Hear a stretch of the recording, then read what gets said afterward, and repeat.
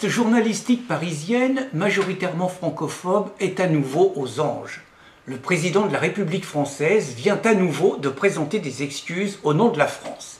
Cette fois, c'est aux Algériens, à leurs descendants, paraît-il, que l'État français policier aurait jeté sauvagement dans la Seine, un 17 octobre 1961, 300 Algériens venus manifester pacifiquement, en pleine guerre d'Algérie par ailleurs, sur le territoire français, lors d'une manifestation qui était interdite.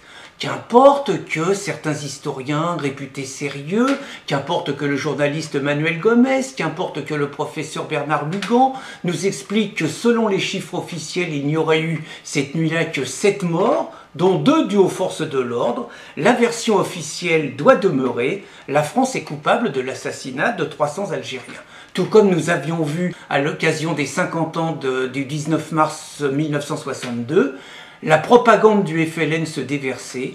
La France n'avait été que coupable d'un colonialisme raciste en Algérie, n'avait absolument pas construit ce pays, qui n'existait pas auparavant, ne l'avait pas libéré de l'esclavage, ne l'avait pas libéré des razzias musulmanes, n'avait pas fabriqué des hôpitaux, n'avait pas construit des routes, n'avait pas construit des écoles, non! La France n'avait fait que du mal et elle devait repentance. Le FLN était naturellement un regroupement de personnes pacifistes qui n'avaient jamais mutilé sauvagement des Algériens mais aussi des Français, jamais égorgé dans des conditions inhumaines des harkis, jamais torturé dans des conditions barbares dignes des islamistes les plus radicaux des prisonniers, jamais. Il y avait des méchants d'un côté, il y avait des gentils de l'autre. Et c'est ce qu'on a entendu sur nos antennes pendant des jours et des jours. Jamais un film comme La Valise ou Le Cercueil ne pourra donner une autre version sur les chaînes françaises et jamais on entendra des historiens comme Bernard Lugan pouvoir expliquer que le 17 octobre 1961, il s'est peut-être pas tout à fait passé ce que des propagandistes gauchistes nous expliquent depuis 50 ans. Mais nous sommes dans la continuité. François Hollande, il y a quelques jours, était en Afrique. Son ex-compagne Ségolène Royal, quelques jours après le discours de Dakar de Nicolas Sarkozy, présentait déjà ses pardons au nom du peuple français. On ne sait pas qui l'avait mandaté. Là, François Hollande n'a pas présenté ses excuses, mais tout simplement, il a expliqué que la France-Afrique, c'était fini. Je pense que les capitalistes chinois seront ravis de ça, parce qu'aujourd'hui, c'est les capitalistes chinois qui sont en train de prendre le contrôle de l'Afrique. On ne dira jamais que la France est peut-être pour quelque chose si le taux de maladie infantile a diminué en Afrique, s'il y a des progrès dans la santé, s'il y a des progrès dans les structures. Peut-être qu'on n'a pas toujours été exemplaire, mais enfin, depuis que les Français sont plus là, je ne suis pas convaincu que les Africains aient un niveau de vie nettement plus élevé et qu'ils connaissent une démocratie meilleure. Mais non, quand la France y était, c'était la catastrophe, repentance, pardon, pardon, pardon. Le même François Hollande, dit Normal Ier, avait exactement procédé de la même façon lors de l'inauguration des anniversaires des 50 ans du Veldiv. C'était pareil. Il n'y avait pas de nazis, il n'y avait presque pas d'Allemands en France. C'était les méchants Français qui avaient arrêté des Juifs. Et que ça, on oublie complètement le contexte. Et là-dessus, François Mitterrand avait raison quand il disait qu'il ne présenterait jamais le pardon au nom de la France. Hollande, là-dessus, balayage de l'héritage de François Mitterrand et reprise exactement de Chirac. La France est coupable, la France doit demander pardon. On ne saura jamais que des policiers, par exemple, le matin, passaient prévenir les Juifs qu'il y aurait eu des arrestations l'après-midi pour qu'ils s'en aillent. On ne connaîtra jamais les millions de Français qui, au risque de leur vie, parfois ont sauvé des Juifs.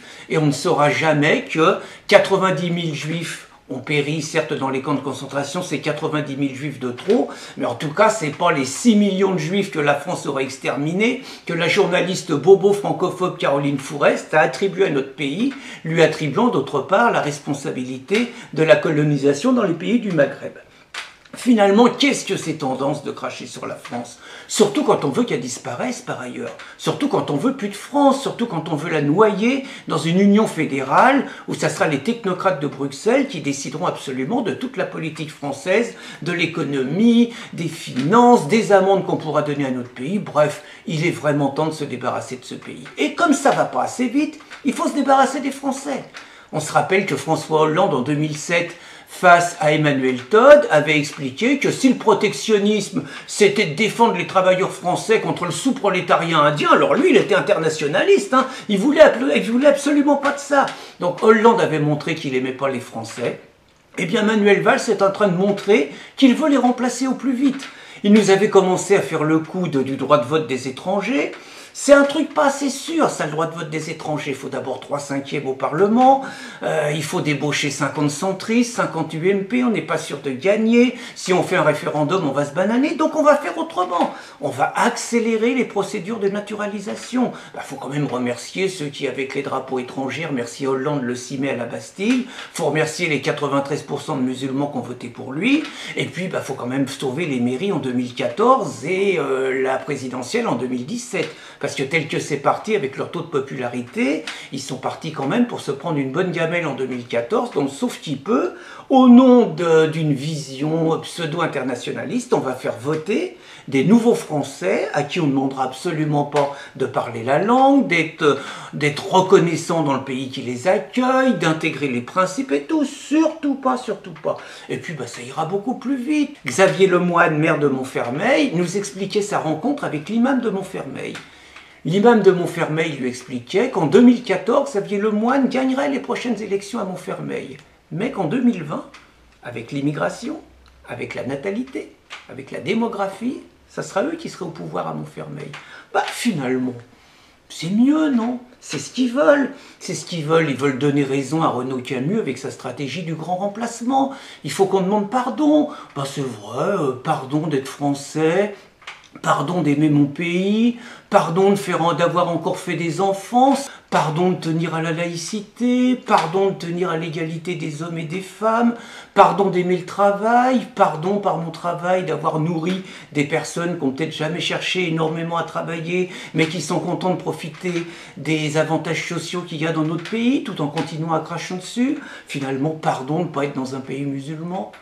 Le 10 novembre, venez vraiment manifester avec nous, il y a urgence.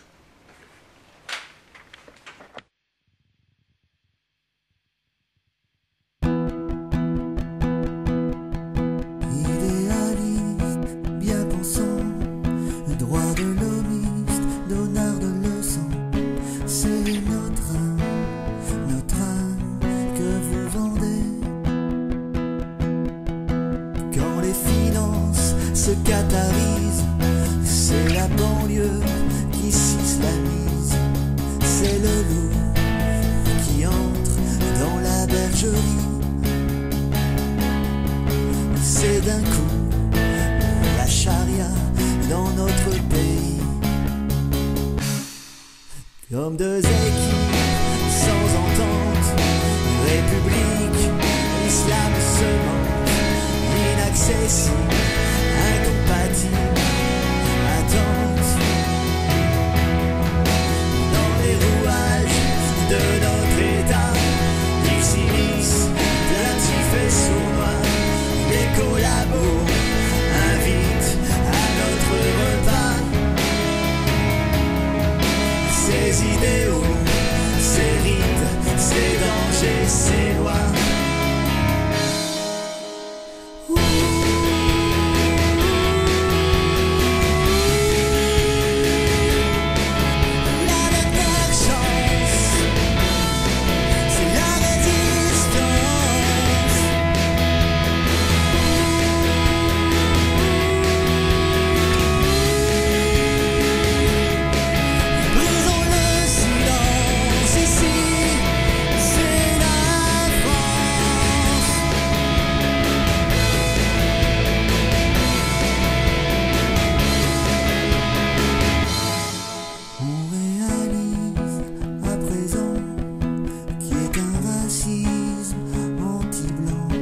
Que le noir, la ligra, ne blâme pas.